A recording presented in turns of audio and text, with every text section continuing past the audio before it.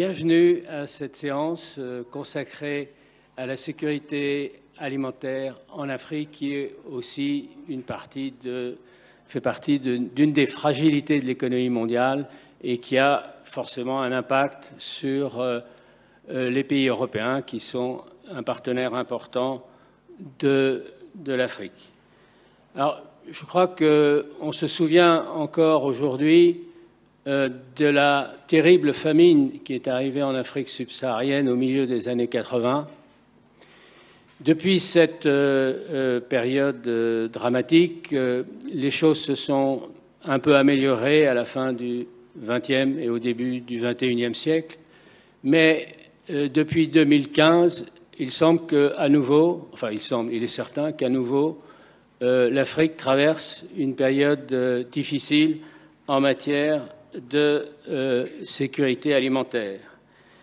D'une part, on assiste à une baisse de la production alimentaire vivrière, à la montée des importations, au recul des exportations agricoles. Et donc, de nouveau, on est face à des problèmes d'alimentation graves. Alors, je pense que on s'est aperçu, on sait que la dépendance de l'Afrique en matière alimentaire vis-à-vis de l'extérieur est très forte.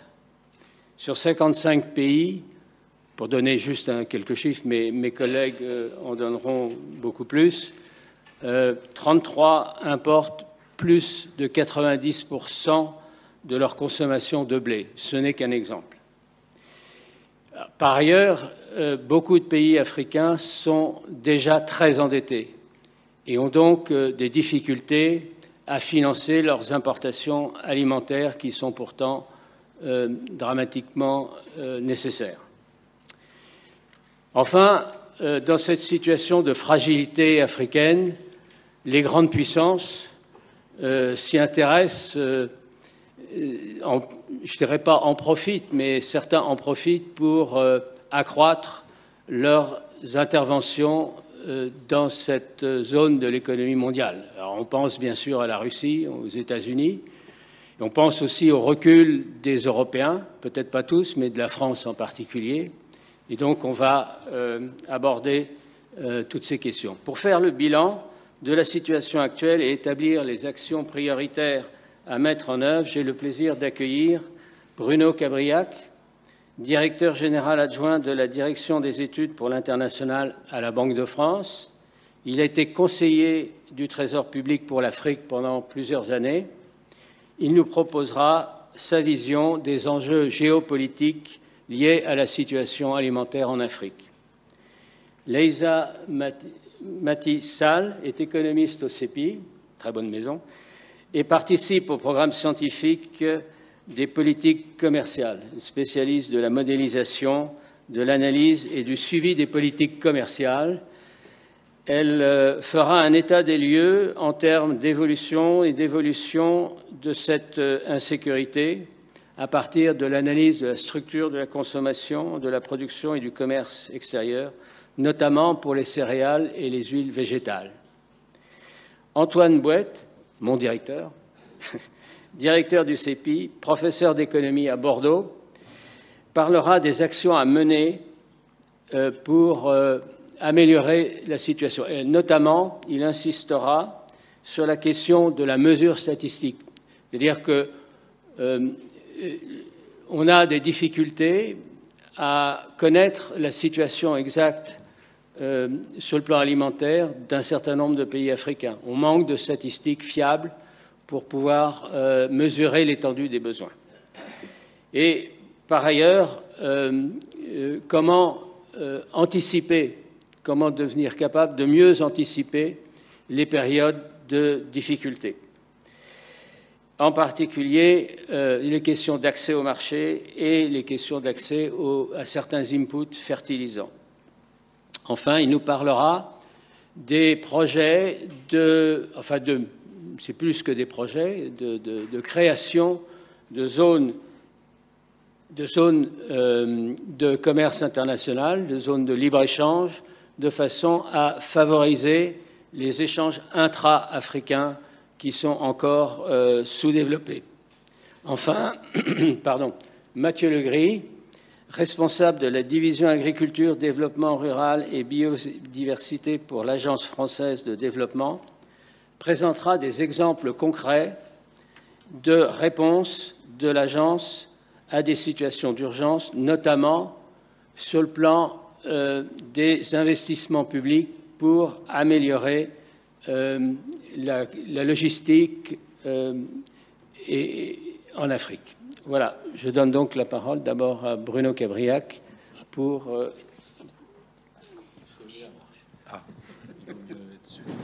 Celui-là marche aussi, je crois. Ah, oui. Bonjour d'abord, et puis merci beaucoup à Michel de m'avoir invité à cette session. Donc, mon objectif va être limité, c'est celui de planter un décor de la sécurité alimentaire et de tout le contexte géopolitique qu'il y a derrière. La sécurité alimentaire, c'est bien sûr quelque chose d'extrêmement sensible. Je rappelle que les ODD 1 et 2, et le classement des ODD n'est pas par hasard, c'est d'éliminer la pauvreté et d'éliminer la faim. Et les deux, évidemment, sont extrêmement liés. C'est éliminer la pauvreté absolue. Donc ça montre à quel point ce sujet est sensible pour la communauté internationale et à quel point on a une obligation. Il y a une obligation morale depuis de nombreuses années j'allais dire peut-être depuis plus d'un siècle de la communauté internationale pour éradiquer la faim. Je rappelle aussi que la faim, la famine, c'est une arme géopolitique, un élément dans la guerre géopolitique. Par exemple, le conflit en Ukraine est venu nous rappeler qu'en 1933, la Russie soviétique avait imposé à l'Ukraine une énorme famine et que ça reste encore, bien sûr, dans le conscient collectif des Ukrainiens et que c'est en toile de fond du conflit actuel. Peut-être deuxième élément pour illustrer ce que vient de dire Michel Foucain, si on regarde l'aide alimentaire, et je crois que c'est un bon indicateur de l'évolution aussi des problèmes de la faim dans le monde, eh bien on voit que l'aide alimentaire qui avait représenté, juste pour les pays du CAD, donc pour les pays de l'OCDE, qui avait représenté jusqu'à 20% de l'aide au début des indépendances, et déjà essentiellement vers l'Afrique, avait presque disparu au début de ce siècle. À peine 500 millions de dollars. Aujourd'hui, ce chiffre a été multiplié par plus de 5 milliards. Et donc, ça montre bien que malheureusement, on n'a pas réussi l'ODD 2, c'est-à-dire vaincre la faim, puisqu'on a encore besoin d'une forte aide alimentaire. Cette forte aide alimentaire, elle va à 80% à l'Afrique subsaharienne. Et si on ajoute les pays d'Afrique du Nord et l'Égypte, le continent africain, au sens de l'Union africaine, prend à peu près l'essentiel de l'aide alimentaire. Il y en a aussi un petit peu dans d'autres pays du Moyen-Orient. L'aide alimentaire, c'est de l'aide alimentaire qui est versée, en tout cas pour les pays de l'OCDE, presque aux 3/4, par les États-Unis. Le reste par l'Union européenne. Donc ça dit aussi un petit peu le lien entre la géopolitique et entre la géopolitique et cette perspective de sécurité alimentaire. Alors, la situation actuelle, puisque je vous avais promis de planter un peu le décor, c'est une hausse de l'insécurité alimentaire depuis la crise Covid, mais qui a commencé avant la crise Covid et qui évidemment a été accrue par l'agression de la Russie en Ukraine.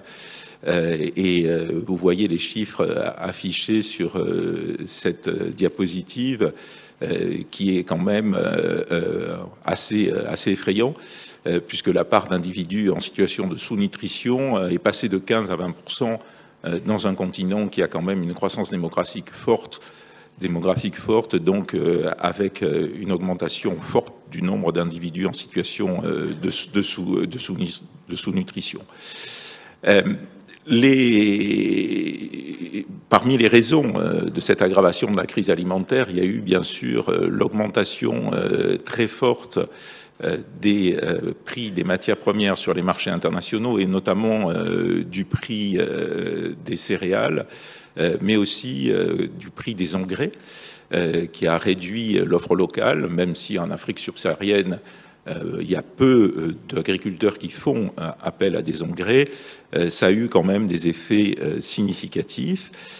Cette hausse de l'inflation, elle est principalement due aux céréales et aux huiles végétales. Elle est assez largement importée et elle est surtout, et c'est un papier écrit à la Banque de France par Le Maire et Vertier, elle est surtout très résiliente et en particulier, il n'y a pas eu de retour en arrière ou pas beaucoup de retour en arrière avec la normalisation des prix alimentaires, puisque vous savez que les prix alimentaires, globalement, l'indice global des prix alimentaires internationaux est revenu à son niveau d'avant le début de l'agression russe en Ukraine. Et donc, pourquoi ? Parce que la transmission des prix alimentaires internationaux en Afrique subsaharienne, notamment, mais globalement en Afrique, elle est très forte sur l'inflation, parce que d'une part, la part évidemment de l'alimentation dans le panier de la ménagère est beaucoup plus fort en Afrique subsaharienne, et il est d'autant plus fort que le PIB par habitant est faible, mais aussi parce que l'Afrique importe une part plus importante de son alimentation que le reste du monde. Et en effet, quand on regarde les chiffres, on voit les raisons pour lesquelles la crise en Ukraine a beaucoup touché les pays d'Afrique subsaharienne, puisque la quasi-totalité des économies africaines dépendent à au moins 90% des importations pour leur consommation de blé. Et donc, ça a des effets importants, surtout que beaucoup de pays, et notamment, par exemple, dans les pays pauvres pétroliers, la consommation s'est beaucoup déplacée vers des céréales importées, vers la consommation des blés. Et en 2020, la moitié de ces importations de blé africain provenaient de la mer Noire, soit de la Russie, soit de l'Ukraine. Et puis, la crise et les tensions géopolitiques ont amené une fragmentation financière, une fragmentation du commerce international, et plusieurs études convergentes, dont une du FMI par exemple, montrent que les pays pauvres, et notamment les pays pauvres en Afrique subsaharienne, souffriraient proportionnellement beaucoup plus de cette fragmentation économique et de cette fragmentation financière. Il y a en outre un autre élément du décor, c'est qu'il y a premièrement une vulnérabilité plus forte des pays d'Afrique subsaharienne aux crises climatiques. Cette vulnérabilité plus forte, elle vient de deux aspects. Le premier, c'est un aspect purement climatique, parce que ces pays sont soumis à une plus forte variabilité, notamment des précipitations. Et on voit bien qu'il y a à la fois des inondations et des périodes de forte sécheresse qui se sont particulièrement accrues en Afrique subsaharienne. La deuxième raison de cette vulnérabilité, c'est une vulnérabilité macroéconomique, tout simplement parce que les marges de manœuvre budgétaires de ces pays sont extrêmement limitées. Et donc, en cas de crise climatique, de baisse forte de la production locale, eh bien, ils ont moins de facultés de pouvoir subventionner les produits de première nécessité, qui sont des produits importés. Et donc, il y a la double contrainte des ressources locales, des ressources en monnaie locale, mais aussi des ressources en devises Et c'est aussi une des raisons pour lesquelles l'aide alimentaire a fortement augmenté. Il y a un deuxième facteur aggravant, bien sûr, dans les problèmes de sécurité alimentaire en Afrique, et notamment en Afrique subsaharienne, c'est l'augmentation de la conflictualité. L'ensemble des indicateurs montrent qu'il y a une augmentation de la conflictualité en Afrique, et une grande majorité des situations d'insécurité alimentaire sont liées à des problèmes sécuritaires nationaux, en général. Et ça, c'est aussi quelque chose, comme vous le savez, qui est en forte recrudescence, et pas seulement, même si c'est là où c'est le plus médiatisé au Sahel, mais dans beaucoup d'autres régions d'Afrique. Et je voudrais terminer sur le fait qui montre la sensibilité du sujet et le lien avec les sujets géopolitiques. C'est vraiment l'insécurité alimentaire, notamment en Afrique, un objet clé des tensions géopolitiques, notamment au G20. Et dans les négociations qu'il y a sur les communiqués du G20 au cours des 2 dernières années, à part la formulation sur les conflits entre la Russie et l'Ukraine, le deuxième point le plus contentieux et le plus difficile, sur lequel évidemment on n'a jamais réussi à avoir un consensus, c'est sur la responsabilité de cette insécurité alimentaire par rapport au conflit entre la Russie et l'Ukraine.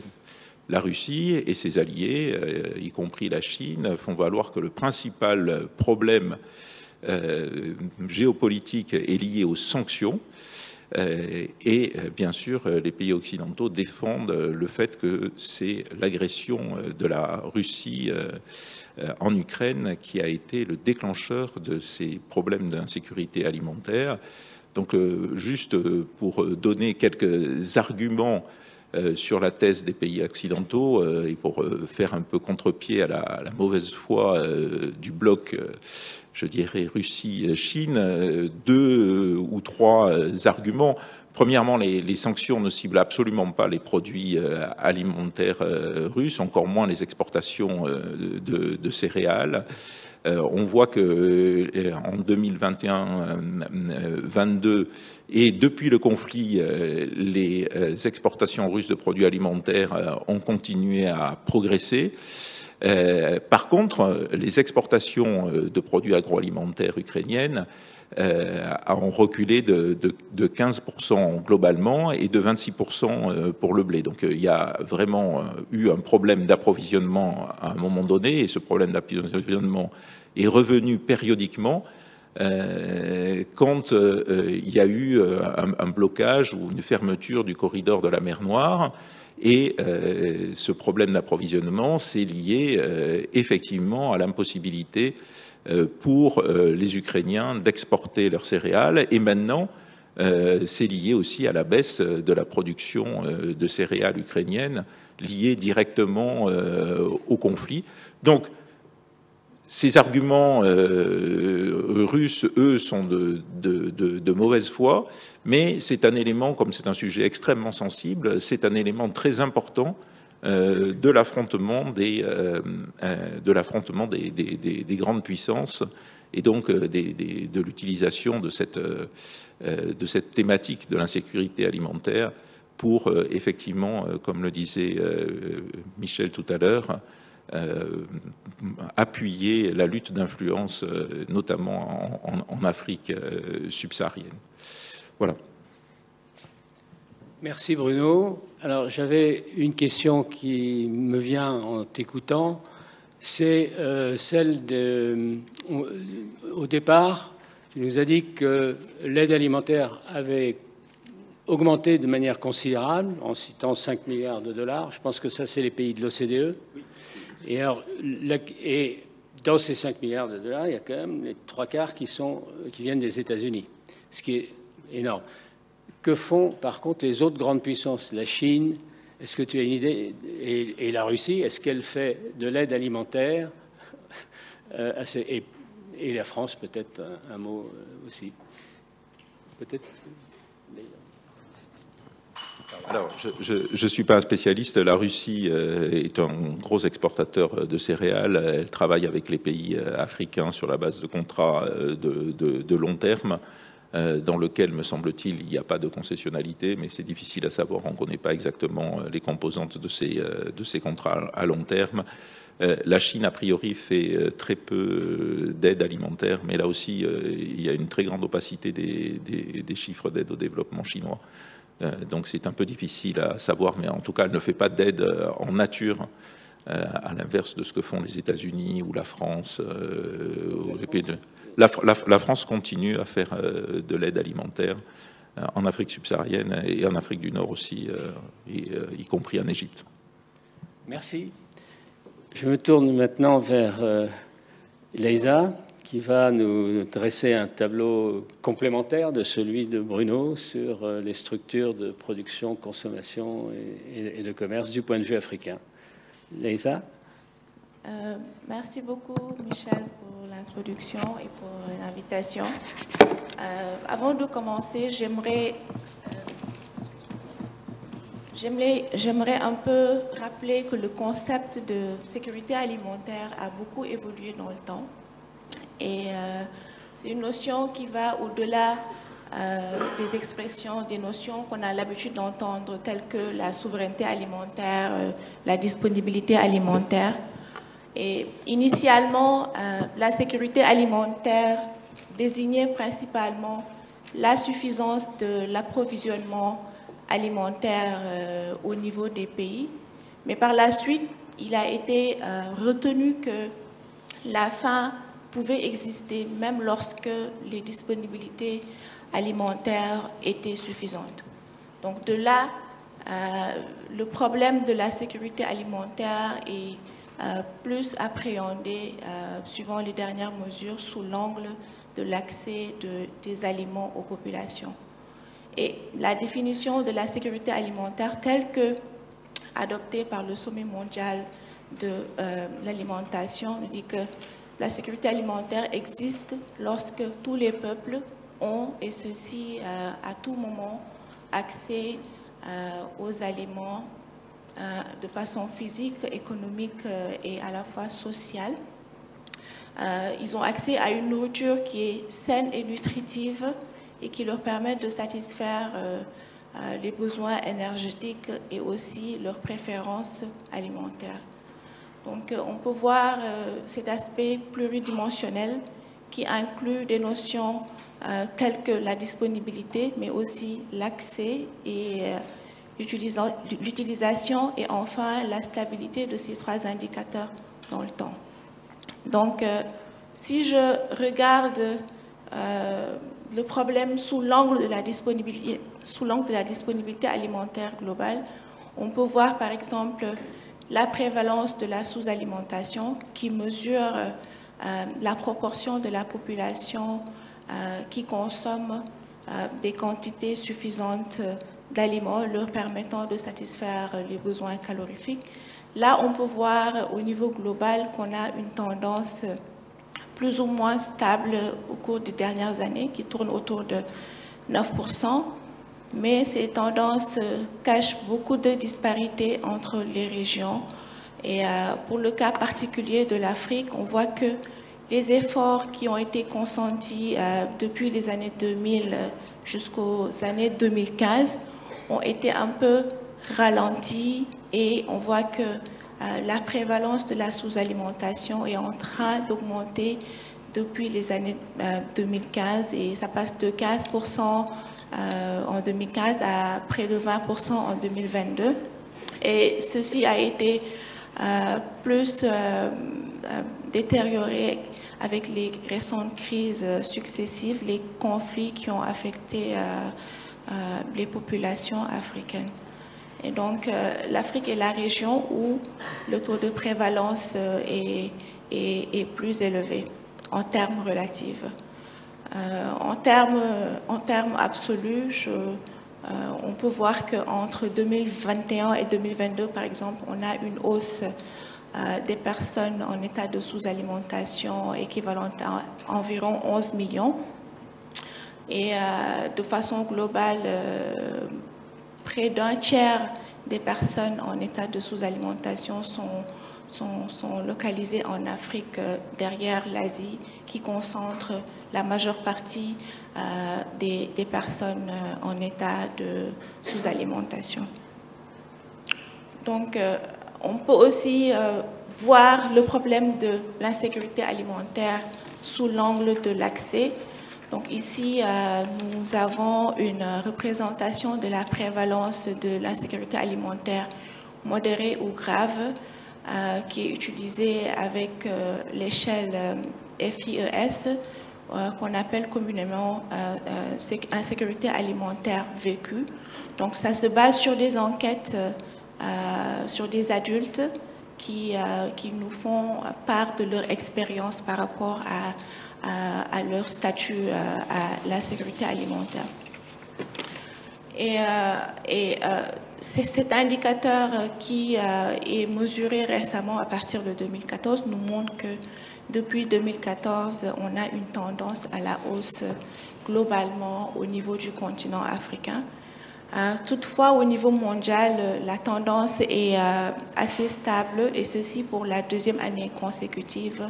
On voit que le taux de prévalence de l'insécurité alimentaire modéré ou grave est stable dans le monde depuis les années 2020, mais ceci n'est pas le cas pour le continent africain.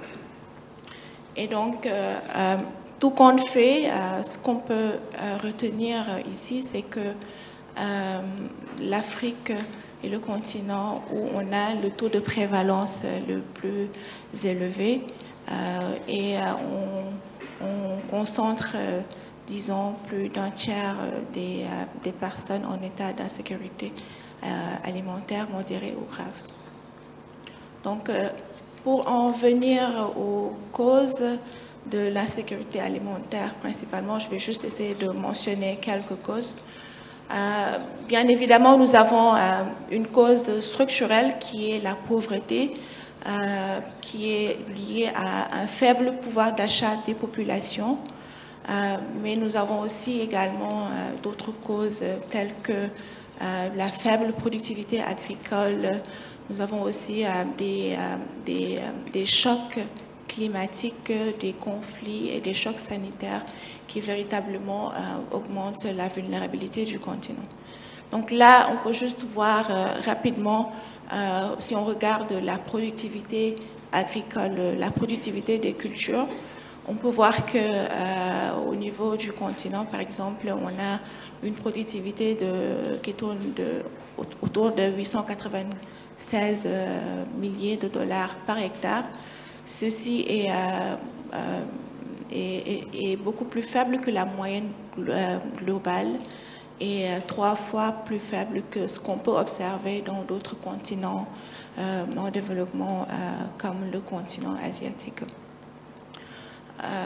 Et au-delà de cette pauvreté, de cette faible productivité agricole, ce qu'on peut voir aussi, c'est que nous avons des chocs climatiques qui affectent beaucoup de pays.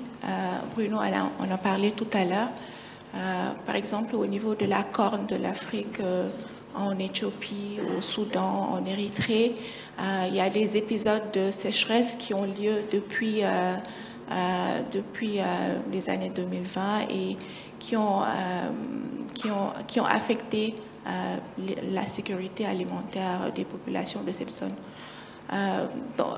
Dans ces chocs climatiques aussi, on peut voir en Afrique de l'Ouest des épisodes d'inondations qui ont affecté les agriculteurs et qui ont ravagé une bonne partie des terres cultivables, et ça a aussi emporté une bonne partie du bétail.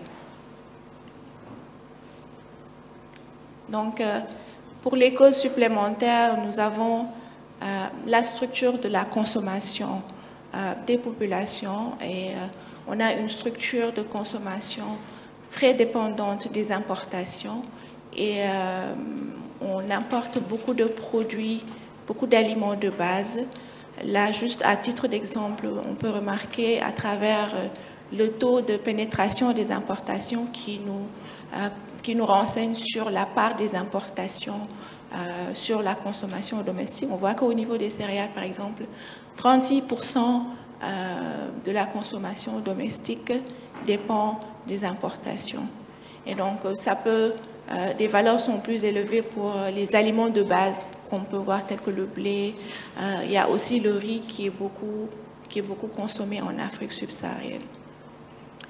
Un autre groupe important est celui des huiles végétales. Donc, on dépend aussi beaucoup des importations pour satisfaire la consommation en huile végétale. Et là, on voit aussi un taux d'importation de 64% pour les huiles végétales globalement. Donc, ce qui veut dire que voilà, le continent dépend beaucoup des importations pour satisfaire sa consommation domestique. Et ceci nous renseigne encore par rapport à la vulnérabilité du continent, par rapport aux chocs extérieurs qui peuvent affecter les marchés de commerce alimentaire.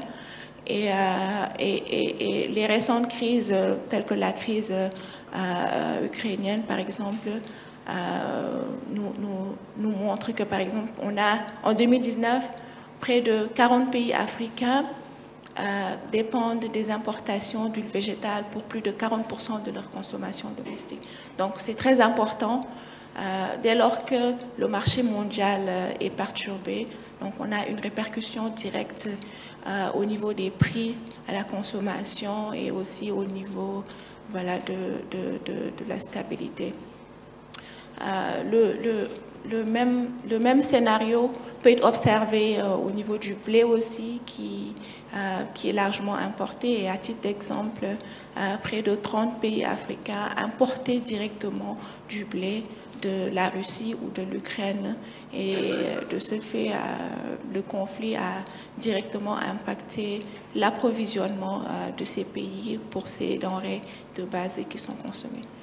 Maintenant, au-delà des produits alimentaires de base, les conflits ont également affecté le marché de l'engrais. Donc, le marché de l'engrais qui, avec la récente crise, a atteint des prix records. Donc, les prix de l'engrais ont atteint un prix record comparable à ce qui était observé lors de la crise alimentaire de 2008. Et donc, tout ceci pour dire qu'il y a beaucoup de facteurs qui rendent vulnérable le continent et qui affectent l'évolution de la sécurité alimentaire dans le continent. Voilà, je vais m'en arrêter là pour le moment. Merci. Merci, Léza. J'avais peut-être une remarque. Tu as dit au tout début que, en fait, en termes de disponibilité globale, l'Afrique ne souffre pas d'indisponibilité au niveau global, mais que c'est par contre concentré dans un certain nombre de régions d'Afrique et que c'est notamment lié à un problème d'accès au marché, si j'ai bien compris. Et je crois qu'il y a une lettre du CEPI, d'ailleurs, qui traite de la question des logistiques. Oui, en fait, ce que je veux dire, c'est que le problème de l'insécurité alimentaire va au-delà de la disponibilité alimentaire.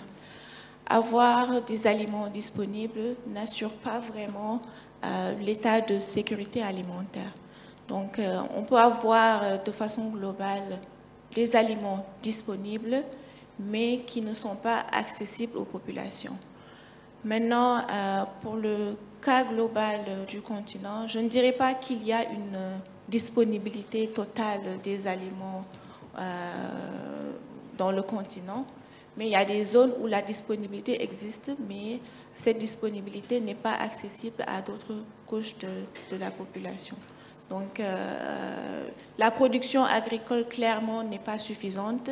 Voilà pourquoi on importe une grande partie des aliments pour satisfaire la consommation domestique. Donc il y a à la fois un problème de disponibilité et un problème d'accessibilité des aliments. Et donc les deux notions vont ensemble et définissent l'état de la sécurité alimentaire. D'accord, j'ai compris. Il y a donc, du fait de l'importance des importations, globalement, on arrive à avoir une disponibilité globale pour l'Afrique, mais que par contre, l'accessibilité à ces ressources, elle est mal partagée, disons.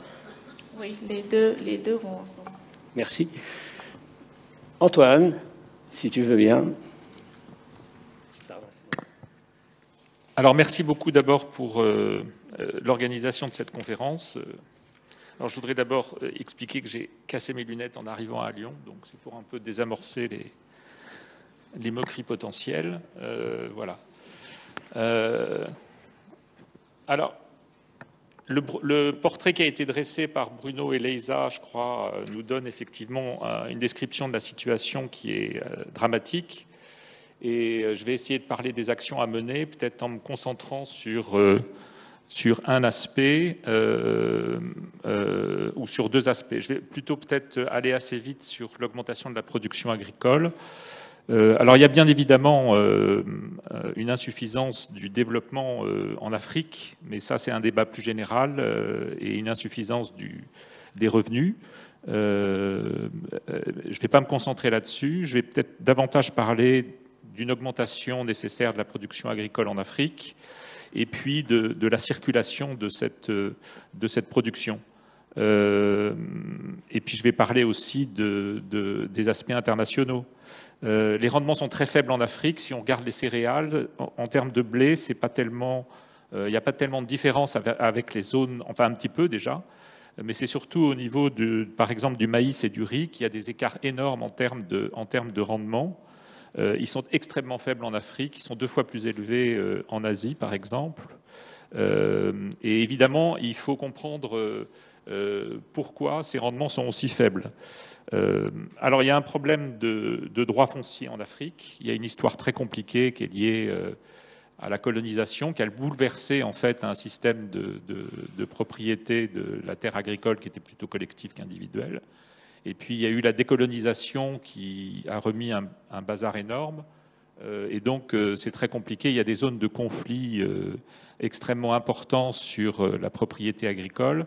Et bien évidemment, très souvent, la propriété agricole n'est pas cadastrée et n'est pas définie très clairement.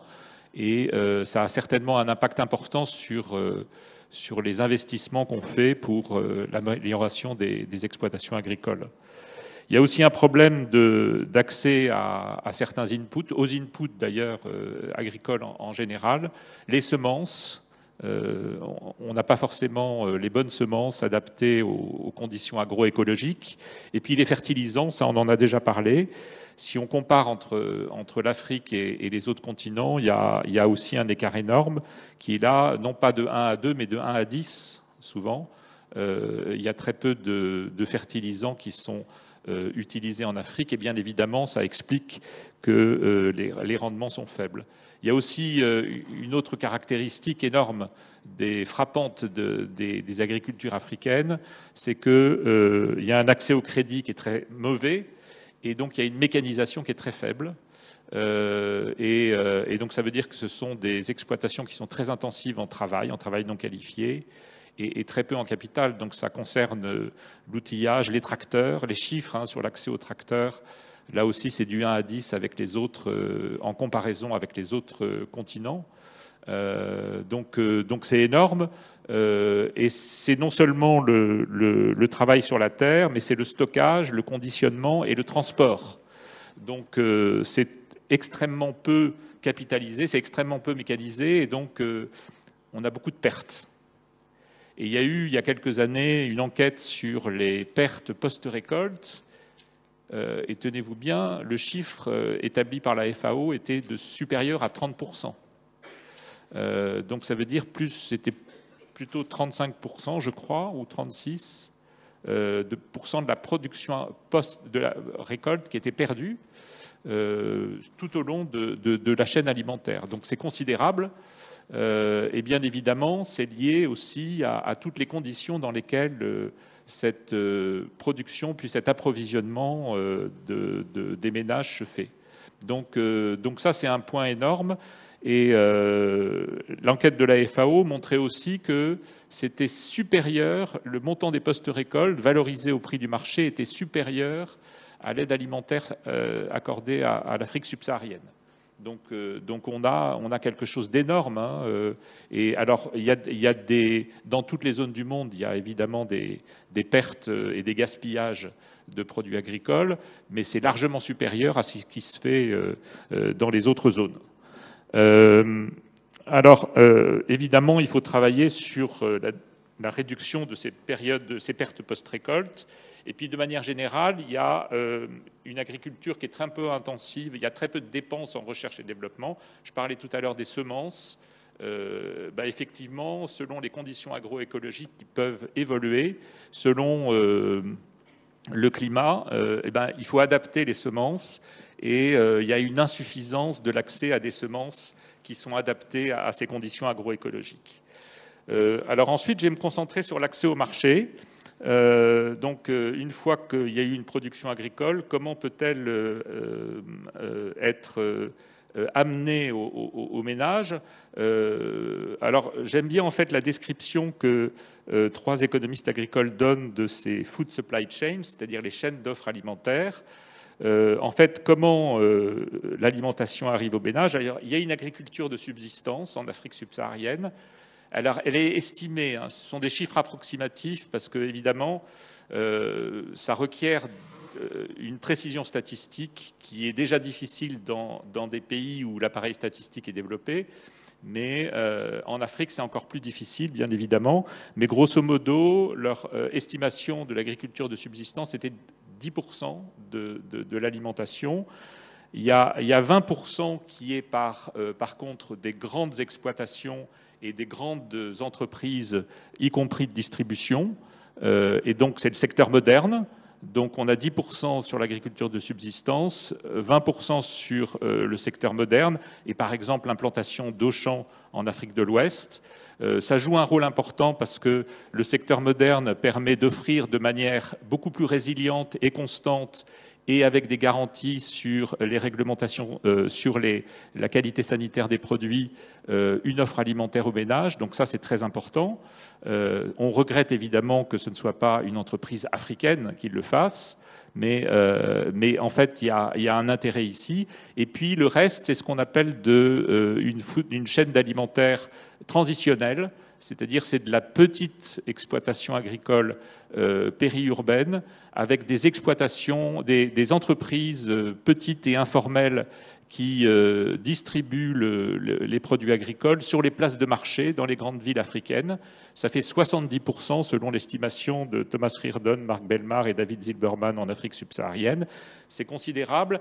Et en fait, les économistes qui se concentrent sur ces questions-là insistent beaucoup sur le fait qu'il faut faire du business, c'est-à-dire avoir effectivement davantage d'incitation pour les agents économiques à augmenter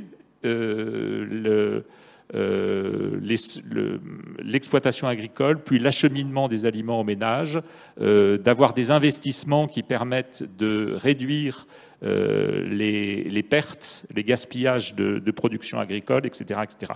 Donc ça, je pense que c'est extrêmement important. Je vais me concentrer peut-être sur l'aspect international, parce qu'on en a déjà parlé. En fait, vous savez qu'il y a une zone de libre-échange continentale africaine qui est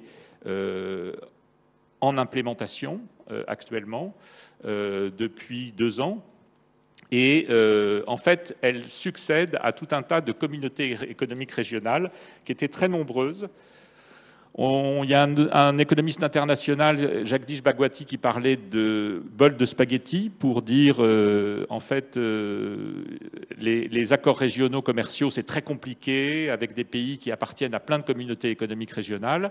Eh bien, en Afrique, c'était aussi le cas, puisqu'il y avait l'Afrique de l'Ouest, la CEDEAO, il y avait l'Union du Maghreb arabe, il y a des communautés économiques régionales en Afrique du Sud, SACU, SADC, en Afrique centrale, etc. etc. Et le problème, c'est que le commerce peut être libéralisé à l'intérieur d'une communauté économique régionale, mais entre les communautés économiques régionales, il y a toujours des droits de douane, et puis surtout, il y a des règles d'origine, c'est-à-dire que pour bénéficier du fait que vous ne payez pas de droits de douane, il faut prouver l'origine du produit, pour pas que ça vienne de l'extérieur de la communauté. Et donc, il y a des réglementations administratives. Et quand il y a autant de communautés économiques régionales, ça devient très compliqué de travailler sur ces règles d'origine. Donc, un grand intérêt de la ZLECAf, c'est déjà de simplifier les choses dans une certaine mesure. Ça va aussi permettre de renforcer le commerce. Une grande partie du commerce africain est informel. Alors, il y a différentes définitions du commerce informel. Je vais prendre celle de commerce non enregistré. Je ne suis pas tout à fait satisfait de cette définition, mais ce n'est pas grave. Donc, le commerce non enregistré, en fait, il représenterait environ 15% du commerce africain, selon une estimation qui a été faite récemment par la Commission économique africaine des Nations Unies. Donc, c'est considérable. Ça veut dire qu'il y a une grande partie du commerce de produits, notamment agricoles, qui passent les frontières, soit parce que ce sont des individus qui portent juste un sac et qui n'est pas enregistré avec l'accord du douanier, soit parce qu'il y a un billet qui est donné au douanier pour éviter les formalités douanières, etc. Donc, c'est effectivement, soit parce qu'il y a de la contrebande, on évite les postes de douane et on passe la frontière à des endroits où il n'y en a pas. Donc l'estimation du commerce non enregistré, c'est 15% au niveau du continent, mais au niveau de certaines zones, par exemple entre le Bénin et le Nigeria, la majorité du commerce est informel et non enregistré. Si vous regardez la consommation de riz au Bénin, en tenant compte des importations du riz par le Bénin, les Béninois passent leur temps à consommer du riz, on se demande. En fait, ce qui se passe, c'est qu'ils importent du riz, ils réexportent en contrebande le riz vers le Nigeria, où il est très taxé, et en fait, ils ramènent du pétrole. Et donc, c'est sur une ampleur absolument incroyable. Donc voilà. Alors, je vais parler tout à l'heure des statistiques, mais il y a un grand aspect, c'est effectivement le caractère informel du commerce international. Je voudrais aussi dire un mot sur le fait qu'il y a beaucoup aussi de corruption et le long des corridors de commerce. En fait, on a les gendarmes, les douaniers, les inspecteurs sanitaires, la police, qui arrêtent les camions et qui font payer des pots de vin aux transporteurs. Et ça représente des coûts considérables. Je vais prendre l'exemple le plus extrême, donc je prends peut-être le plus grave. En 2017, sur le corridor Abidjan-Lagos, on avait aux 100 km 576 $ de payés en pot de vin et 3 heures d'arrêt en checkpoints. Donc c'est absolument considérable. Et dans la CEDEAO, dans l'Afrique de l'Ouest, c'est un problème qui est extrêmement discuté parce qu'il y a effectivement une gêne considérable pour transporter des produits agricoles qui permettent d'alimenter des zones déficitaires par des zones qui sont excédentaires. Et donc, pour lutter contre l'insécurité alimentaire, il faut évidemment travailler là-dessus. Et puis, il y a le fait aussi que, comme disaient Bruno et Leïsa, une grande partie de la consommation agricole est importée. Le gros problème, c'est que on s'expose à ce qui se passe à l'extérieur de l'Afrique. Non seulement donc on a des événements climatiques à l'intérieur de l'Afrique, mais en plus on s'expose à tout ce qui se passe quand on est très dépendant de l'extérieur. Donc par exemple, il y a des interdictions. Le gouvernement indien vient d'interdire les exportations de riz. Comme c'est un très gros producteur et un très gros exportateur, le prix du riz sur les marchés mondiaux a augmenté et tous les pays importateurs, effectivement, sont pénalisés par cette décision. Alors c'est très compliqué parce que Narendra Modi dit qu'il fait ça pour améliorer la sécurité alimentaire à l'intérieur de son pays. Donc voilà, mais le problème, c'est qu'en essayant d'améliorer la sécurité alimentaire à l'intérieur du pays de l'Inde, eh bien, on aggrave considérablement l'insécurité alimentaire autre part. Alors, il y a effectivement aussi des événements comme l'invasion de l'Ukraine par la Russie qui a ralenti, voire arrêté le commerce de grains et d'huile végétale par la mer Noire. C'est un canal c'est un flux très important sur les huiles végétales et les céréales. Effectivement, ça a pénalisé considérablement, ça a détérioré considérablement la sécurité alimentaire dans des pays, par exemple comme l'Égypte ou comme l'Éthiopie, mais dans la plupart des pays africains, c'était déjà très significatif. Mais je voudrais dire que, alors c'est vrai, parce que quand on regarde effectivement les prix mondiaux de ces céréales et de ces huiles végétales, en février 2022, au moment de cette invasion, on voit effectivement une montée très forte de ces prix. Mais en fait, elle avait commencé avant. C'est-à-dire déjà, c'était à un niveau élevé.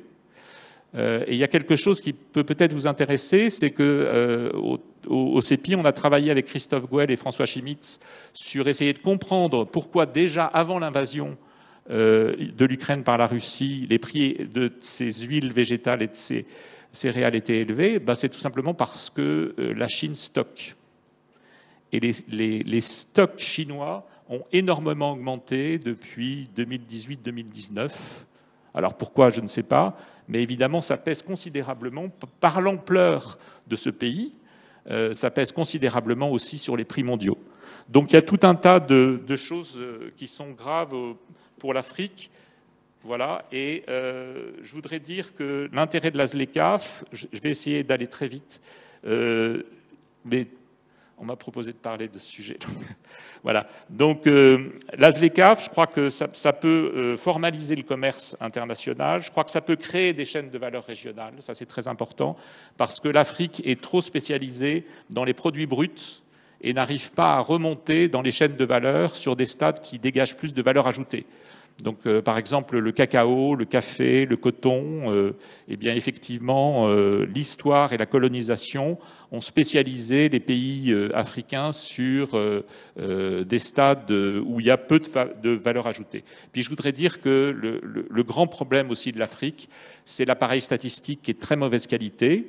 Comme le disait Michel, pour prévoir en fait les crises alimentaires, on pourrait le faire si on pouvait, au fur et à mesure de l'année, prévoir les disponibilités alimentaires dans chaque région de l'Afrique. Et pour ce faire, il faut connaître les chiffres de production, c'est compliqué. Il faut enlever de ces chiffres de production les exportations, puisqu'elles ne vont pas alimenter le pays où est produit ces biens. Et puis, il faut ajouter les importations. Donc, il faut connaître la production, les exportations et les importations. Donc, il y a tout un travail qui est fait par des initiatives en Afrique centrale, en Afrique de l'Ouest. Pour travailler là-dessus, on utilise des données géosatellitaires, on utilise des données d'humidité et de température pour les rendements, on utilise le secteur privé pour améliorer la connaissance des transactions internationales, pour améliorer les statistiques internationales et les statistiques de production, ce qui est un enjeu considérable. Non, pas du tout. Excuse-moi de t'avoir interrompu. L'exposé était passionnant, donc je ne te poserai pas de questions. Par contre, je vais en avoir une pour l'ensemble du panel. Il y a un problème qui est sous-jacent à tout ce qu'on dit ici. C'est un peu le problème des institutions, le problème de la, je ne sais pas si on appelle ça la bureaucratie, de l'organisation publique en Afrique qui fait que c'est peut-être une grosse partie aussi du problème. Autre remarque, est-ce que dans la salle, il y a des gens qui ont déjà essayé de poser des questions? Sinon, je vous y invite. Voilà, parce que je n'ai rien reçu jusqu'à présent. Bien, vous avez posé une question par l'intermédiaire. Ah, vous voulez tout à l'heure, vous aurez la parole. Bien, je donne la parole à Mathieu Legris, de l'AFD, qui va nous parler de l'expérience de cette organisation vouée au développement. Merci beaucoup, Michel. Combien de temps? 20 minutes. 20 minutes, ok. Non, mais ça dépend du temps qu'on va laisser aux questions. Merci beaucoup, bonjour à toutes et tous. Merci pour l'organisation de cette conférence et pour l'invitation. Alors, je vais essayer effectivement de vous apporter un regard complémentaire qui est celui déjà d'un agronome et d'un économiste et d'un praticien du développement, du financement du développement. Et donc, je vais essayer de vous expliquer comment l'Agence française de développement intervient sur ces questions en Afrique. Avant cela, peut-être quelques petites remarques en écho à ce qui a été dit juste avant. Moi, je voudrais insister d'abord sur un des points que Leïsa a abordé, qui est la question de l'accès. Effectivement, la sécurité alimentaire, c'est 4 piliers. C'est la disponibilité. Dans un lieu donné, y a-t-il physiquement assez d'aliments disponibles? La deuxième pilier, c'est l'accès. Est-ce qu'on peut physiquement, c'est-à-dire est-ce que ces aliments sont proches en quelque sorte, mais surtout économiquement, est-ce qu'on peut les acheter? Ça, c'est vraiment la dimension d'accès. Et donc, la pauvreté, autant urbaine que rurale, elle limite l'accès à l'alimentation. C'est le cas particulièrement en milieu rural, parce qu'on a tendance à penser que les agriculteurs se nourrissent eux-mêmes et qu'ils ne sont pas soumis à cette problématique, mais ils le sont également.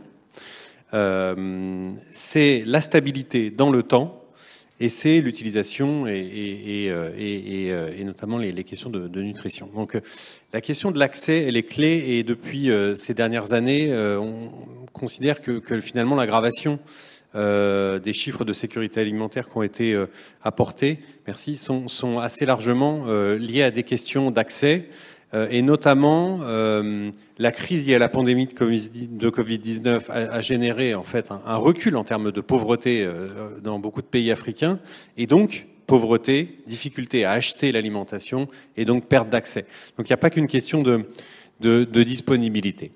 Et alors, je voudrais aussi revenir sur la question de la dépendance aux importations, qui est au global en Afrique effectivement importante. Le chiffre est de 16%, il a été évoqué tout à l'heure. Mais en fait, l'Afrique est vaste et diverse. Les sous-ensembles régionaux sont des situations très différentes. En Afrique du Nord, la dépendance, notamment aux céréales, blé, tout particulièrement importé, est considérable. Ça va jusqu'à 50% de la consommation de céréales, par exemple, en Tunisie. En Égypte, c'est considérable également. Mais regardez, en Afrique de l'Ouest, par exemple.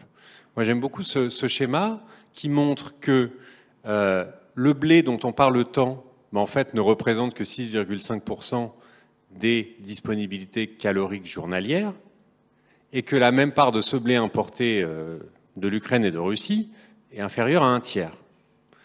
Donc ça fait même pas 2%, en fait, de la disponibilité calorique qui dépend des importations de blé russe et ukrainien. Ça ne veut pas dire que la guerre n'a pas d'impact majeur, je vais y revenir, mais il faut relativiser la question de la dépendance selon les régions. On voit que le sujet de sécurité alimentaire, c'est les autres produits céréaliers, c'est-à-dire mil, sorgho, maïs. C'est ça, finalement, qui constitue la base alimentaire dans cette région. Et les autres produits, notamment tubercules, voilà, c'est quasiment que du domestique. Voilà, donc ceci pour, finalement, là aussi, relativiser la question de la dépendance aux importations. Le Sahel, c'est moins de 10% de dépendance aux importations. C'est toujours beaucoup, mais c'est moins de 10%. Et c'est là qu'on a un point chaud de l'insécurité alimentaire en Afrique. Voilà, donc maintenant, les impacts sur le prix des engrais pour des gens qui en utilisent déjà peu et qui ont très peu finalement de capacité à en acquérir, c'est considérable. Moins on en utilise, quand on arrête d'en utiliser, plus l'impact est fort sur les rendements. Et donc la question des engrais est très problématique aujourd'hui. Et puis la question du riz qui a été évoquée devient inquiétante. Si on n'a pas eu d'émeute de la faim ces 2 dernières années, par rapport à 2008, c'est parce que les prix du riz n'avaient pas augmenté. Les émeutes de la faim de 2008, notamment au Sénégal, c'était d'abord parce que les prix du riz avaient augmenté. Et donc les évolutions actuelles du prix du riz, pour le coup, sont relativement inquiétantes. Donc les principales causes, je vais insister, donc, on a parlé d'accès, mais l'accès il est impacté par les conflits. Si on superpose la carte des conflits en Afrique aujourd'hui et la carte de l'insécurité alimentaire, eh bien on trouve à peu près les mêmes zones, hein. Sahel, République démocratique du Congo, Éthiopie, Somalie sont les points chauds aujourd'hui parce que les conflits obèrent la capacité de production, la capacité à aller au champ tout simplement, génèrent des déplacements de population et impactent encore une fois la pauvreté. Et ces mêmes conflits sont bien souvent liés directement ou indirectement à des pressions sur les ressources naturelles. Et qui génère les pressions sur les ressources naturelles? Les agriculteurs et les éleveurs.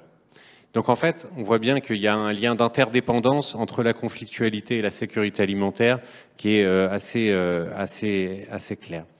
L'impact du changement climatique est déjà là, ça a été dit, je ne m'étends pas, et la faible productivité, liée notamment à une dégradation de sol déjà très fragile et des tendances à la dégradation qui sont très préoccupantes parce que compte tenu de l'évolution démographique, les systèmes de reproduction de la fertilité au sein des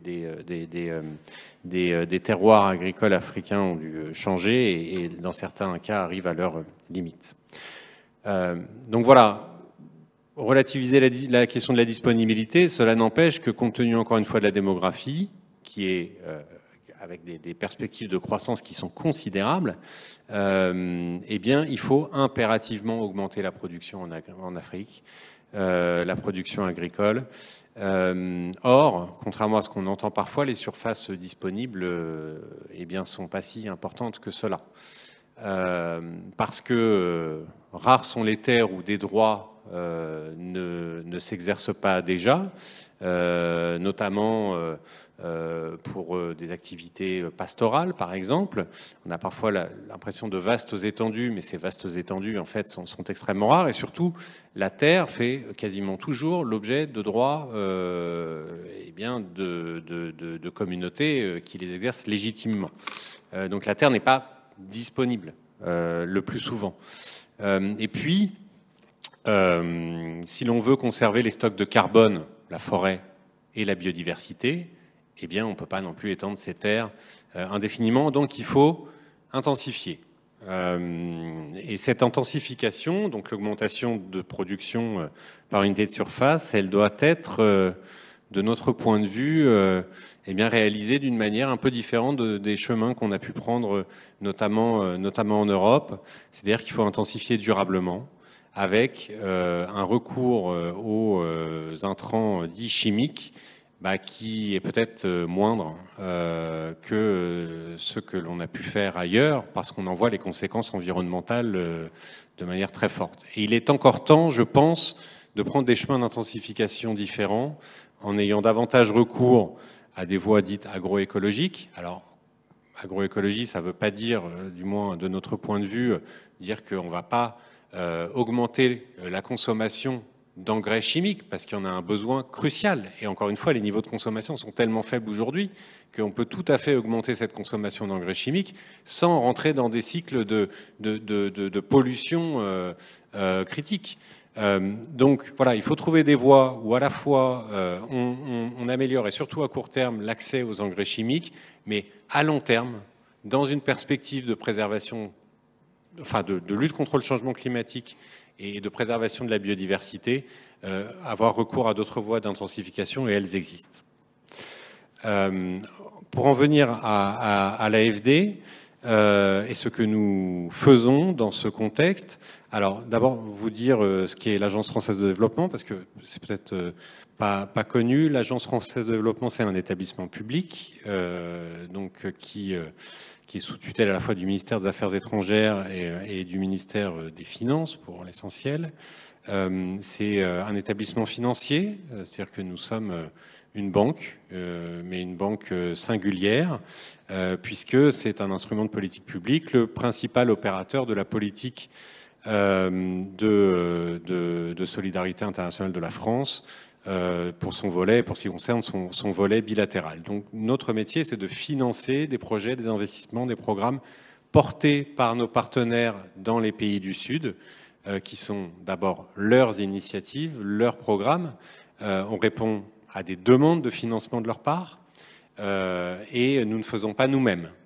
Par contre, ce que l'on fait, c'est que nous dialoguons avec ces partenaires à la fois sur leur politique publique et sur le contenu des investissements qu'ils souhaitent réaliser. Et c'est sur la base de ce dialogue que nous apportons des financements. Ces financements sont pour partie sous forme de subventions, donc des dons, notamment aux États, pas seulement, parfois aussi à des ONG, et puis des prêts.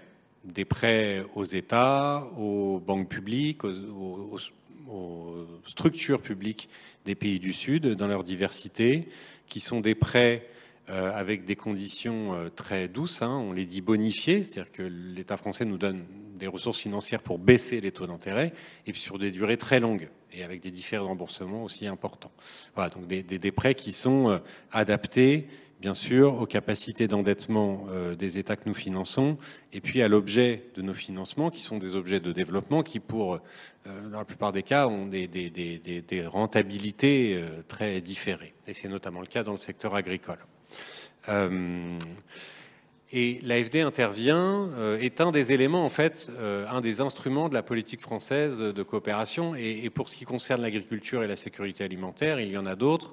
Il y a déjà tout ce que la France fait, ça a été un peu évoqué tout à l'heure, dans le champ multilatéral. C'est-à-dire la France apporte des ressources, par exemple, au programme alimentaire mondial, qui intervient en réponse aux urgences et qui est financé, ça a été dit, par d'autres États, notamment les États-Unis. Bon, la France, par ailleurs, apporte des ressources à des banques multilatérales, comme la Banque mondiale, comme le Fonds international de développement agricole pour ce qui concerne l'agriculture. Donc ça, c'est tout le volet multilatéral. Et pour le volet bilatéral, il y a des instruments de réponse à des situations d'urgence alimentaire. C'est le cas de ce qu'on appelle l'aide alimentaire programmée, qui est mis en œuvre par le ministère des Affaires étrangères. Et puis, l'Agence française de développement n'intervient pas en réponse à l'urgence. Elle intervient pour l'investissement de développement de moyen et de long terme. Donc on prépare l'avenir quelque part. Bien que quand on intervient dans des zones en situation de crise, nos interventions, excusez-moi, s'inscrivent vraiment aussi dans une logique de continuité entre l'action d'urgence et de développement. Et nos grandes orientations en matière de sécurité alimentaire sont celles-ci, ce qui va rejoindre un peu l'ensemble des considérations qui ont été évoquées depuis tout à l'heure. D'abord, favoriser une alimentation saine et nutritive en quantité suffisante. Là, on rejoint la question de l'augmentation de la disponibilité de la production agricole. Investir dans la production, ça veut dire quoi? Ça veut dire investir dans des infrastructures, par exemple, d'irrigation. Ça veut dire investir dans le capital humain qui est acteur de l'agriculture, les agriculteurs. L'agriculture requiert énormément de technicité et pour cela, il faut de la formation, il faut du conseil agricole adapté. Et ça coûte beaucoup d'argent. C'est considéré comme assez peu rentable et donc c'est sous-financé. Donc notre rôle, c'est d'accompagner les États pour se doter d'instruments de formation et de conseil performants pour que les agriculteurs puissent être eux-mêmes plus performants. C'est par ailleurs, au titre de cet axe, renforcer les actions dédiées à la nutrition et c'est promouvoir les approvisionnements locaux et la sécurité sanitaire des aliments, ce qui est un point particulièrement... Merci beaucoup. Merci. Souvent défaillant en Afrique subsaharienne. Le second axe, c'est la notion de résilience des systèmes alimentaires, c'est-à-dire sa capacité finalement à répondre aux chocs, qu'ils soient économiques, qu'ils soient climatiques ou liés aux ravageurs. On retrouve la notion de stabilité de la disponibilité alimentaire et nous soutenons à ce titre, par exemple, des dispositifs publics de stockage. On parlait de la CEDEAO tout à l'heure, la communauté des États économiques des États d'Afrique de l'Ouest. On a accompagné la CEDEAO pour mettre en place une politique intégrée, solidaire dans son espace, de stockage de sécurité alimentaire avec 3 niveaux de stockage, des stockages locaux, des stockages nationaux et un stockage au niveau régional, une réserve alimentaire régionale qui permet de faire jouer la solidarité entre États membres de la CEDEAO. Si l'un a une crise alimentaire, ce stockage régional vient aider ce pays. Une sorte de mutualisation d'une part de ressources au sein de cet espace régional. Nous finançons cette initiative dans sa conception et dans sa mise en œuvre à travers tout simplement l'achat de céréales. Et en faisant ça, on crée, Michel posait la question de la gouvernance et des institutions, des capacités institutionnelles pour répondre aux crises futures. Nous travaillons au titre de cet axe également sur la capacité à anticiper et à prévenir les invasions acridiennes, les criquets pèlerins, dont vous avez probablement entendu parler, qui font des ravages terribles. On l'a vu en Afrique de l'Est encore l'année dernière. Eh bien, des méthodes existent pour, on va dire, voir venir ces invasions en surveillant un certain nombre de choses et en traitant par anticipation pour éviter que ça pullule et que ça vienne de détruire des récoltes. Autre objet de financement de l'AFD, par exemple. Et enfin, assurer une alimentation pour tous. On revient à cette notion d'accès, accès physique et économique. Et là, on dépasse en fait le sujet du développement agricole. On vient à celui de la capacité des populations pauvres à accéder économiquement à l'alimentation. Et là, les dispositifs dits de filets sociaux, c'est-à-dire de transferts en fait monétaires à cibler sur des populations vulnérables et pauvres, filets sociaux, protection sociale, en fait, sont des instruments importants pour que l'ensemble de la population puisse avoir accès, en plus de tout ce que l'on peut faire sur le volet agricole. Voilà. Pour conclure, je voudrais insister sur 2 points. Le premier, c'est l'importance des politiques publiques et de l'investissement public pour la sécurité alimentaire. Les États africains ont pris, je crois, il y a une dizaine d'années à Malabo, des engagements d'allocation d'une part importante de leur budget, 10% je crois, à l'agriculture en vue d'assurer la sécurité alimentaire. Ces objectifs ne sont pas tenus pour l'essentiel des pays. Or, la question du financement de l'agriculture, qui est un secteur risqué, avec des problématiques foncières qui ont été évoquées, qui ne sera pas financé par des banques commerciales classiques demain, nécessite la mobilisation d'instruments publics, d'incitation ou même des banques publiques qui vont financer directement. Il y a des banques agricoles spécialisées, publiques, pour faire cela. La question du conseil que j'ai évoqué, de la formation, sont des éléments pour lesquels les agriculteurs sont des services pour lesquels les agriculteurs ne sont pas solvables, en fait, pour la plupart d'entre eux. Et donc, là aussi, l'investissement public dans ces dispositifs est absolument crucial. L'agriculture européenne, et en particulier française, s'est développée sur une base d'agriculture familiale parce qu'il y a eu des investissements publics considérables. Il y a eu une politique agricole au niveau européen qui a réalisé et qui réalise toujours des investissements considérables.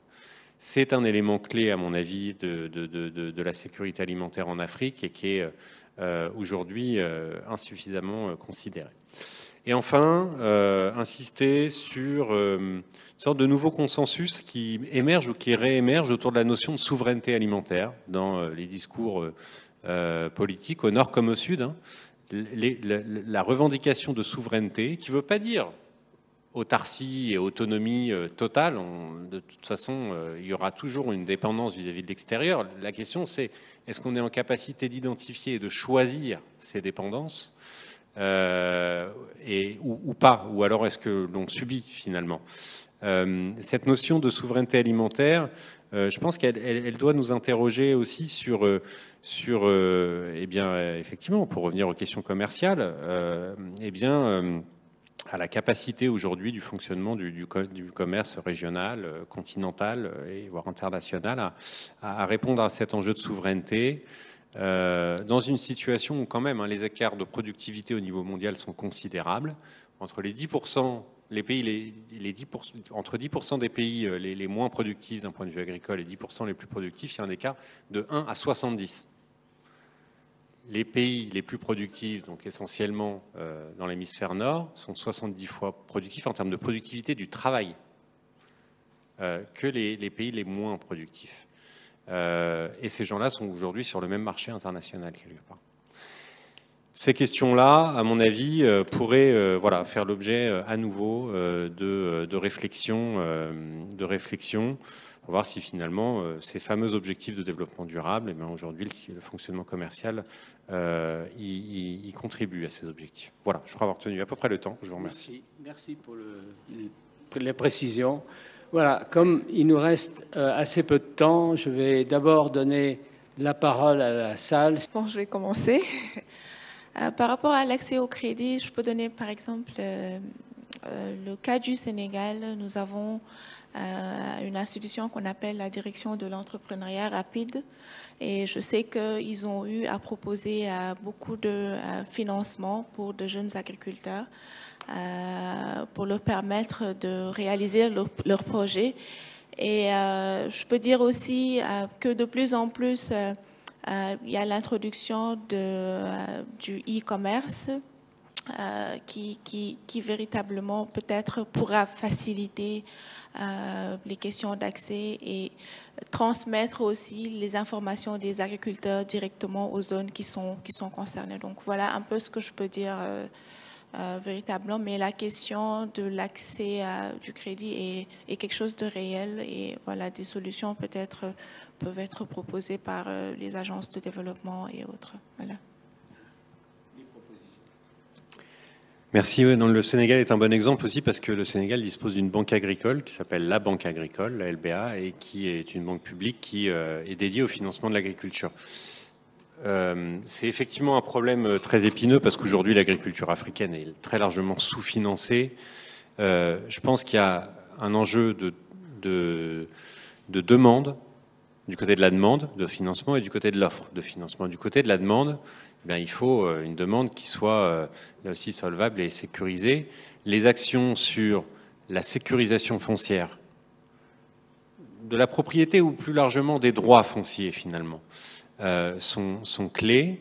Les actions aussi autour de l'agriculture contractuelle, c'est-à-dire comment un opérateur économique de l'aval de la production peut passer un contrat équilibré avec un agriculteur qui sécurise finalement l'un et l'autre, qui répartit les risques et qui crédibilise la demande de crédit de l'agriculteur et qui la garantit quelque part. Ça, c'est le succès des filières cotonnières en Afrique de l'Ouest, c'est les dispositifs contractuels. Ces dispositifs contractuels permettent finalement de sécuriser un prêteur. Et puis, du côté de l'offre, encore une fois, le secteur est très risqué, c'est une défaillance de marché majeure. Moi, je pense qu'on ne peut pas, encore une fois, attendre que les institutions bancaires, commerciales y aillent sans incitation. Donc, il faut des dispositifs incitatifs et il faut compléter les systèmes financiers par des véhicules dédiés qui puissent répondre à cette demande particulière. Merci. Juste un mot, il y a effectivement tous les handicaps qui ont été signalés par Leïla et par Mathieu. Il y en a un peut-être qui n'a pas été signalé, c'est le déficit d'information. Un banquier, pour faire du crédit, il a besoin d'informations et sur le milieu agricole, il y a un manque d'informations en plus du manque de collatéral sur la terre. Et il faut savoir que c'est un secteur très capitalistique par nature, surtout si on veut mécaniser, si on veut pratiquer, amener des capacités hydrauliques. Et donc, c'est extrêmement difficile. Par contre, je suis beaucoup moins optimiste et en tout cas favorable à des solutions de banques sectorielles et de banques agricoles.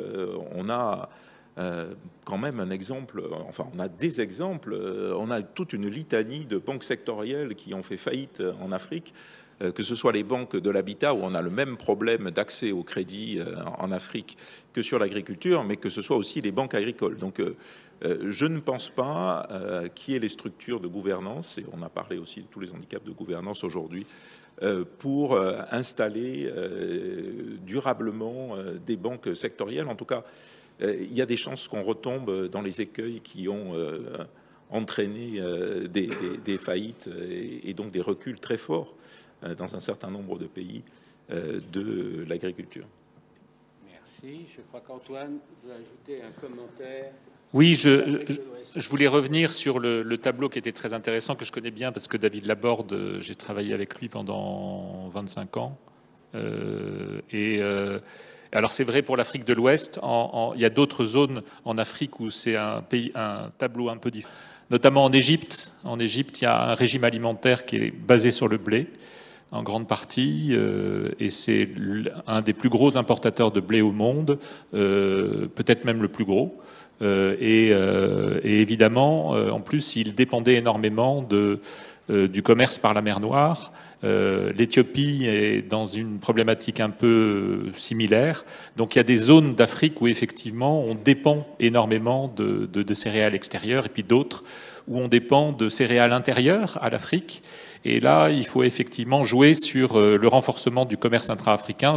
J'ai pas mentionné le fait que les procédures douanières sont souvent catastrophiques en Afrique. Elles prennent un temps considérable. Il y a des mesures au niveau international qui sont faites et qui montrent des écarts énormes en termes d'heures passées à la frontière entre, par exemple, le Danemark et la République centrafricaine, et aussi les routes qui sont difficiles et qui, généralement, effectivement, demandent beaucoup de temps et d'investissement.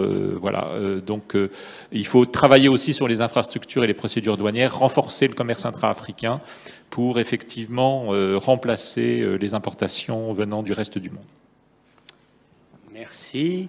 Alors, j'avais une remarque personnelle à ajouter à ce qui a été dit en matière de restrictions à l'exportation. Et on a parlé aussi de la Chine. Et je voulais simplement remarquer que la Chine a un gouvernement qui est capable de faire de la prospective à long terme et à très long terme. Et notamment, on l'a vu pour les matières rares, la Chine est en position de quasi-monopole sur un certain nombre de ces terres rares. En matière agricole, moi je crois qu'effectivement, on s'est aperçu qu'il y avait une montée extraordinaire du stockage d'un certain nombre de céréales, je crois le blé et le maïs, si je ne me trompe pas, mais c'est énorme. Et alors, la raison que je vois derrière ça, c'est que la Chine se prépare à un conflit majeur potentiel avec les États-Unis qui aurait des conséquences alimentaires également dramatiques. Voilà, c'était ma remarque. Pour l'explication, je ne suis pas absolument sûr, mais je pense qu'il y a une forte probabilité que ce soit de cette raison-là qui... Alors, je voulais vous demander maintenant de conclure sur une note peut-être un peu plus optimiste, nous parler des pays exemplaires en Afrique du point de vue de leur stratégie alimentaire. Est-ce que vous avez des idées pour nous parler des pays qui réussissent mieux que d'autres à surmonter ces difficultés? Bruno?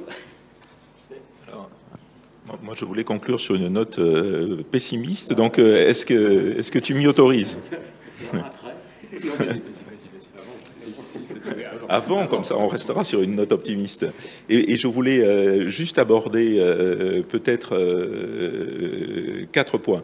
Un, les marchés des matières premières à l'exportation sont très concentrés sur les principales matières premières agricoles. 60% des exportations, c'est fait par 3 pays, par les 3 principaux exportateurs. Et donc, ça, évidemment, c'est des structures qui sont extrêmement sensibles aux tensions géopolitiques. Il y a un marché dont on a parlé, qui est le marché du riz, qui est un marché qui est marqué justement par la souveraineté alimentaire, puisque beaucoup de pays, notamment en Asie, ont des politiques de subvention considérables de la production de riz, ce qui fait que le marché en fait international du riz, il est tout petit. Et comme il est tout petit, il peut se gripper assez vite et les élasticités prix sont absolument énormes. Donc pour tous les pays dont l'alimentation dépend du riz, et c'est le cas du Sénégal pour des raisons diverses, culturelles, il y a des possibilités de choc très forts. Donc il y a certainement des choses à faire du côté des marchés des matières premières. En tout cas, la souveraineté alimentaire, il faut y faire attention parce que c'est des choses qui peuvent compliquer beaucoup la sécurité alimentaire des autres pays.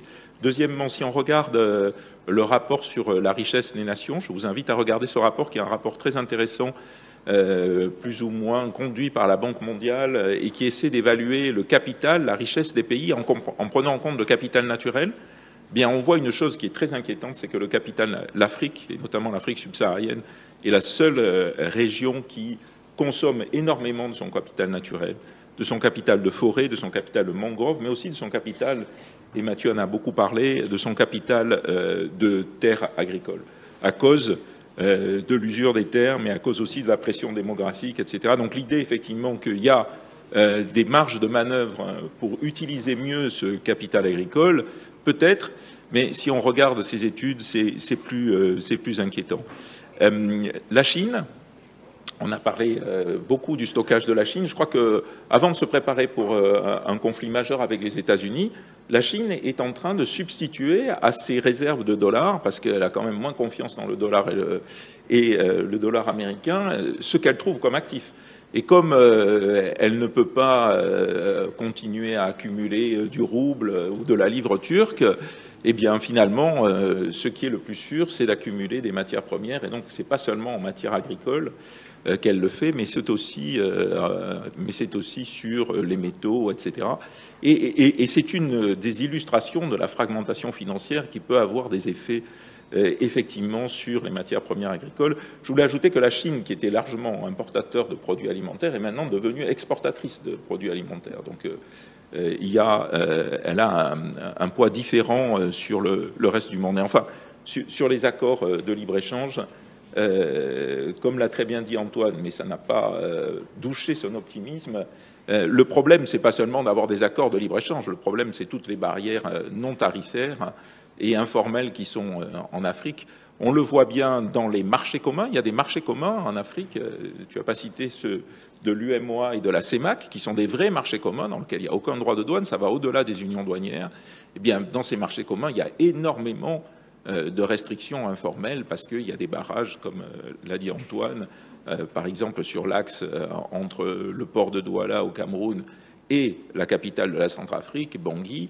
Il y a un nombre de contrôles considérables, sécuritaires, sanitaires, par la police, parfois par les bandes armées, et ça se traduit par un renchérissement énorme de la chaîne logistique. Et enfin, sur la chaîne logistique, c'est finalement ça où le déficit de productivité est encore plus fort, peut-être que pour l'agriculture elle-même, parce que la personne qui transporte quelques légumes sur 20 km à pied pour aller les vendre dans le centre urbain et qui passe sa journée pour vendre quelques légumes, sa productivité, là, par rapport à la grande distribution, elle est vraiment infime. Et donc, c'est ça aussi qu'il faut améliorer, mais je crois que ça a été très bien dit dans la chaîne alimentaire. Merci. Alors, en deux mots. Je vais essayer. Tu te méfies peut-être.